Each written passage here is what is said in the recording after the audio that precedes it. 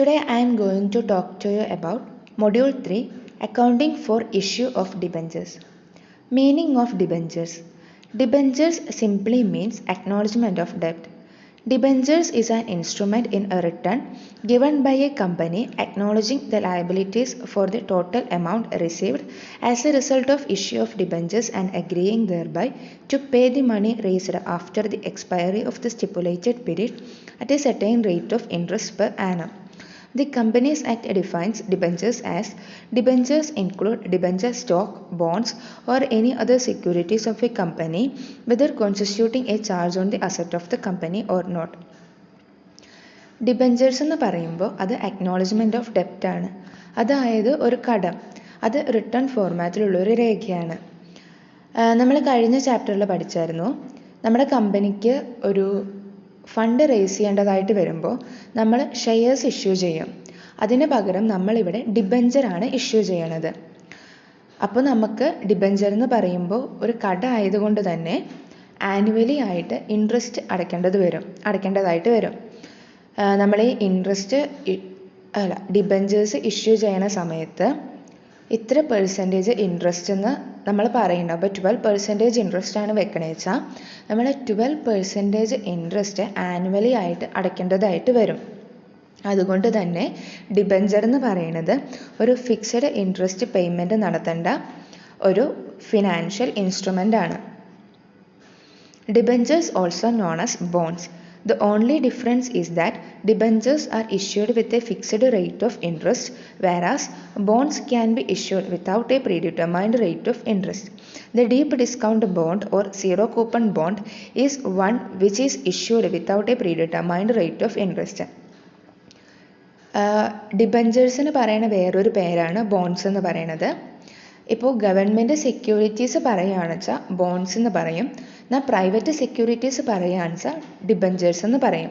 ഇവ തമ്മിലുള്ളൊരു ഡിഫറൻസ് എന്ന് പറയുന്നത് ഡിബഞ്ചേഴ്സ് ഇഷ്യൂ ചെയ്യണ സമയത്ത് ഇൻട്രസ്റ്റ് റേറ്റ് പ്രിഡിറ്റർമൈൻ ചെയ്തിരിക്കും. എന്നാൽ നമ്മുടെ ബോൺസ് ഇഷ്യൂ ചെയ്യുമ്പോൾ ഒരു ഇൻട്രസ്റ്റ് റേറ്റ് ഡിറ്റർമൈൻ ചെയ്തിട്ടുണ്ടാവില്ല. ഈ ഇൻട്രസ്റ്റ് റേറ്റ് ഡിറ്റർമൈൻ ചെയ്യാതെ ഇഷ്യൂ ചെയ്യുന്ന ബോൺസിന് എക്സാമ്പിൾസ് ആണ് ഈ ഡീപ്പ് ഡിസ്കൗണ്ട് ബോണ്ടും സീറോ കൂപ്പൺ ബോണ്ട് എന്ന് പറയുന്നത്. അടുത്തതെന്ന് പറയുന്നത് ടൈപ്സ് ഓഫ് ഡിബഞ്ചേഴ്സ് ആണ്. ഡിബഞ്ചേഴ്സിനെ 5 ആയിട്ടാണ് ക്ലാസിഫൈ ചെയ്തിരിക്കുന്നത്. ഫസ്റ്റ് വൺ എന്ന് പറയുന്നത് security point of view. Security point of വ്യൂവിൽ അൺസെക്യൂർഡും സെക്യൂർഡും ഡിബഞ്ചേഴ്സ് എന്ന് പറഞ്ഞിട്ടാണ് ക്ലാസിഫൈ ചെയ്തിരിക്കുന്നത്. സെക്കൻഡ് വൺ എന്ന് പറയുന്നത് പെർമനൻറ്റ് പോയിന്റ് ഓഫ് വ്യൂ. അതിനെ റിഡീമബിൾ ആൻഡ് ഇറഡീമബിൾ ഡിബഞ്ചേഴ്സ് എന്ന് പറഞ്ഞിട്ട് തിരിച്ചിട്ടുണ്ട്. തേർഡ് വൺ എന്ന് പറയുന്നത് priority point of view. Priority point of വ്യൂവിനെ ഫസ്റ്റ് ആൻഡ് സെക്കൻഡ് ഡിബഞ്ചേഴ്സ് എന്ന് പറഞ്ഞിട്ടാണ് ക്ലാസിഫൈ ചെയ്തിരിക്കുന്നത്.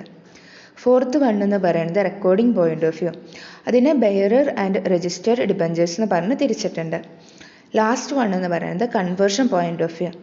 അതിനെ കൺവേർട്ടബിൾ ഡിബഞ്ചേഴ്സ് എന്നും നോൺ കൺവേർട്ടബിൾ ഡിബഞ്ചേഴ്സ് എന്നും ആക്കി ക്ലാസിഫൈ ചെയ്തിട്ടുണ്ട്.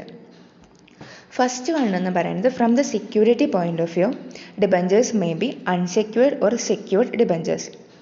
Unsecured debentures, also known as naked or simple debentures. These are named as unsecured because those debentures are not carry any security in respect of a repayment of interest or the principal. The general solvency of the company is the only security for the holders of simple debentures. Unsecured debentures-നെ naked or simple debentures എന്നും കൂടി പറയുന്നുണ്ട്.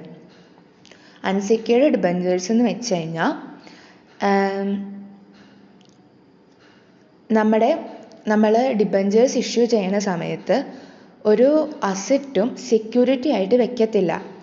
അപ്പോൾ നമ്മളുടെ ഒരു വിശ്വാസത്തിന്മേലാണ് നമ്മൾ debenture issue ചെയ്യണത്. Unsecured debentures issue ചെയ്യുകയാണെങ്കിൽ തന്നെ ഹൈലി ഫിനാൻഷ്യലി സെറ്റിൽഡും റെപ്യൂട്ടഡുമായിട്ടുള്ള കമ്പനീസുമായിട്ടാണ് ഡിബഞ്ചേഴ്സ് ഇഷ്യൂ ചെയ്യത്തുള്ളൂ. കാരണം എന്താണെന്ന് വെച്ചാൽ ഇൻ കേസ് എന്തെങ്കിലും നഷ്ടം വന്നു കഴിഞ്ഞാൽ ആ നഷ്ടം അവർക്ക് നികത്താൻ പറ്റും എന്ന് നമുക്കൊരു വിശ്വാസം ഉണ്ടായിരിക്കണം. അതുകൊണ്ട് തന്നെ ഇത് കുറച്ചും കൂടി റിസ്ക് ഉള്ള ഡിബഞ്ചർ ആണ്. അടുത്തതെന്ന് പറയുന്നത് സെക്യൂർഡ് ഡിബഞ്ചേഴ്സ് ആണ്. Secured debentures are also known as mortgage debentures. These debentures are secured by a charge on the asset of a company. The debenture holder have the right to recover their principal amount as well as the unpaid interest out of the assets mortgaged by the company. Secured debentures എന്ന് പറയുമ്പോൾ secured ഡിബഞ്ചേഴ്സിനെ mortgage debentures എന്നും കൂടി പറയുന്നുണ്ട്.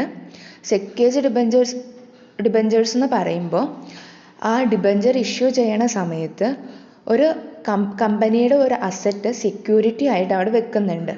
അപ്പോൾ in case എന്തെങ്കിലും നഷ്ടം വന്നു കഴിഞ്ഞാൽ ആ വെച്ചിട്ടുള്ള ഫിക്സഡ് അസറ്റ് ആ ഡിബഞ്ചർ ഹോൾഡറിൻ്റെ ഓണർഷിപ്പിലേക്ക് വരും. അപ്പോൾ ആ ഡിബഞ്ചർ ഹോൾഡറിന് ആ അസറ്റ് വിറ്റിട്ടാണെങ്കിലും നഷ്ടം നികത്താനായിട്ട് പറ്റും. അപ്പോൾ സെക്യൂർഡ് ഡിബഞ്ചേഴ്സ് കുറച്ചും കൂടി സേഫാണ്. ഇത്രയായിരുന്നു എൻ്റെ പോർഷൻ. കൺക്ലൂഡ് ചെയ്ത് പറയുമ്പോൾ ഡിബഞ്ചേഴ്സ് എന്ന് പറഞ്ഞാൽ അക്നോളജ്മെൻറ്റ് ഓഫ് ഡെപ്റ്റ് ആണ്. On the security point of view, debentures can be classified as secured and unsecured debentures. Unsecured debentures എന്ന് പറയുമ്പോൾ നമ്മൾ ഡിബഞ്ചർ ഇഷ്യൂ ചെയ്യുന്ന സമയത്ത് പ്രത്യേകിച്ച് ഒരു അസറ്റും സെക്യൂരിറ്റി ആയിട്ട് വെക്കത്തില്ല. അത് കാരണം തന്നെ അത് കുറച്ചും കൂടി റിസ്ക്കിയാണ്. സെക്യൂർഡ് ഡിബഞ്ചേഴ്സ് എന്ന് പറയുമ്പോൾ നമ്മൾ ഡിബഞ്ചർ ഇഷ്യൂ ചെയ്യുന്ന സമയത്ത് ഒരു അസറ്റ്, കമ്പനിയുടെ ഒരു അസറ്റ് സെക്യൂരിറ്റി ആയിട്ട് വെക്കും. അതുകൊണ്ട് തന്നെ എന്തെങ്കിലും നഷ്ടം വന്നു കഴിഞ്ഞാൽ ആ ഡിബഞ്ചർ ഹോൾഡർക്ക് അത് ഡിബഞ്ചർ ഹോൾഡറിൻ്റെ ഓണർഷിപ്പിലേക്ക് വരും ആ അസറ്റ്. അതുകൊണ്ട് തന്നെ സെക്യൂർഡ് ഡിബഞ്ചേഴ്സ് കുറച്ചും കൂടി സേഫാണ്. Thank U.